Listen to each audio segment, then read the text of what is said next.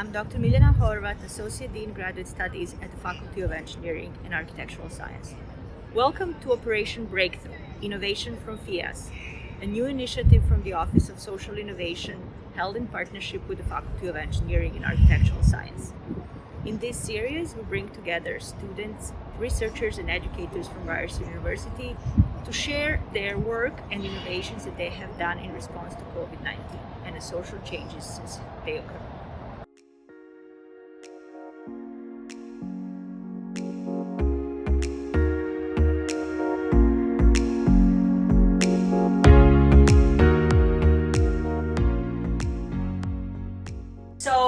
Hello, and thank you so much for joining us today for this short interview. Can you please introduce yourself, your position, and your area of study/research? My name is Dr. Dafna Sussman. I'm an assistant professor in biomedical engineering at Ryerson University. So can you describe briefly, sort of within a minute or less, what is this project about? So the project uses artificial intelligence, or specifically machine learning and deep learning, to create an automatic algorithm that takes a pathology slide, a digital slide of a pathology sample, and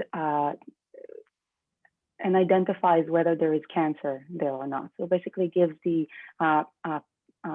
pathological diagnosis of whether there is endometrial cancer, and if so, what kind of subclassification it is.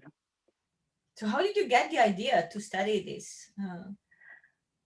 I was meeting with my collaborator, who's an obstetrician gynecologist at Mount Sinai Hospital, and we were brainstorming ideas. And she knows that I am working in machine learning and image diagnosis and maternal fetal imaging, and so we're both in the same field, but we were trying to combine machine learning and diagnostic imaging to expedite the diagnostic processes in obstetrics and gynecology.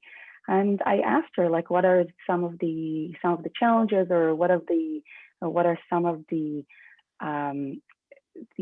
diagnostic steps that are typically done manually that are very time consuming, and maybe we can incorporate the machine learning, artificial intelligence in general into this process.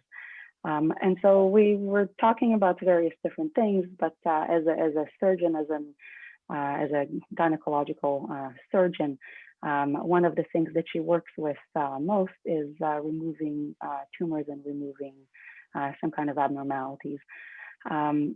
So we were talking about, we ended up talking about surgical pathology, and and in surgical pathology, most of the issue is that everything is done manually. They take a biopsy sample, they put the sample on a slide, and then the pathologist gets a stack of slides, literally a stack, every day or every couple of days.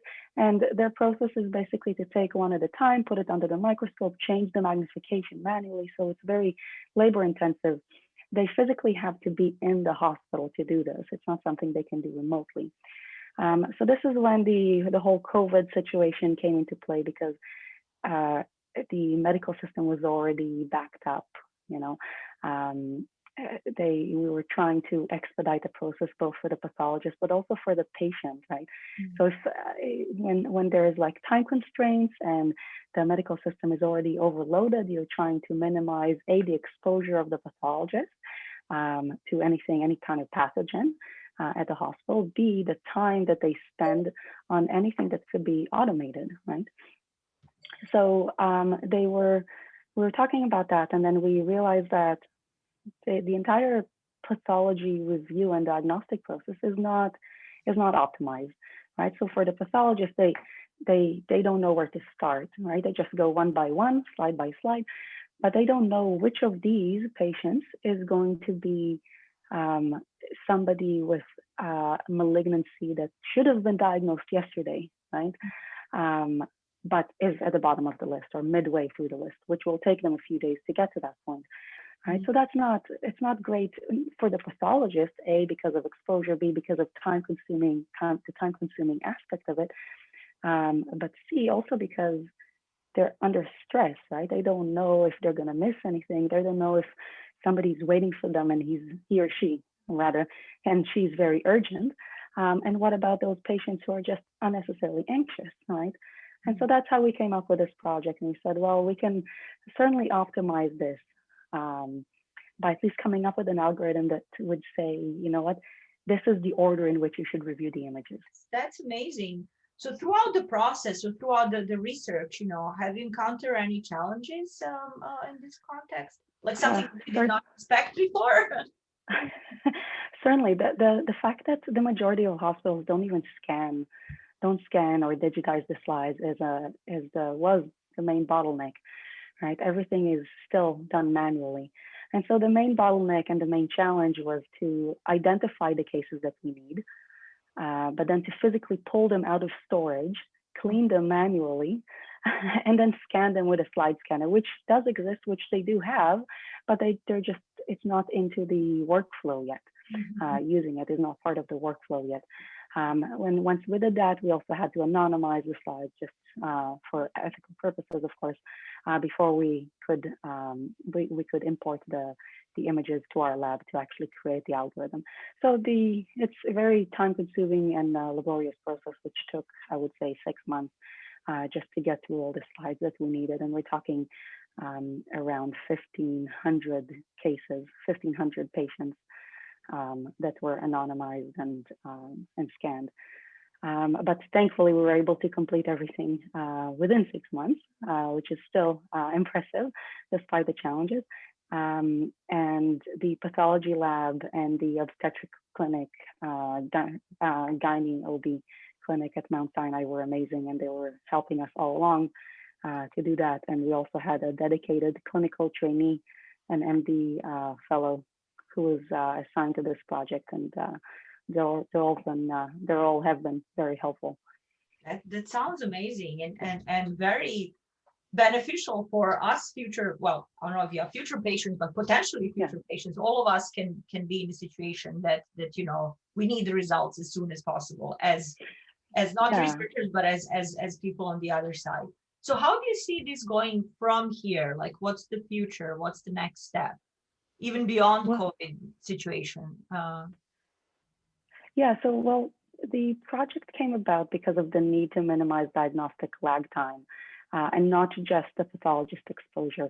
So even in absence of the pandemic, the algorithm will continue to offer the same advantages by reducing the workload for the pathologist, allowing them to prioritize cases while improving the patient diagnostic and basically the timely diagnosis and the delivery of treatment such that it would be sooner rather than later, right? So we hope that the algorithm, once it's incorporated into the workflow of the pathologist, it would remain part of their workflow to help everyone involved, the pathologist and the patients.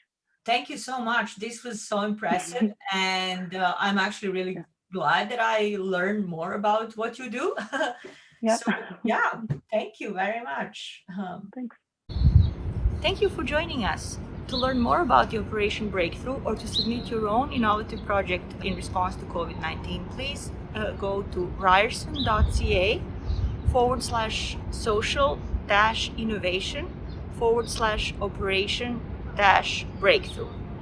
Goodbye for now, and I look forward to seeing you in our next interview.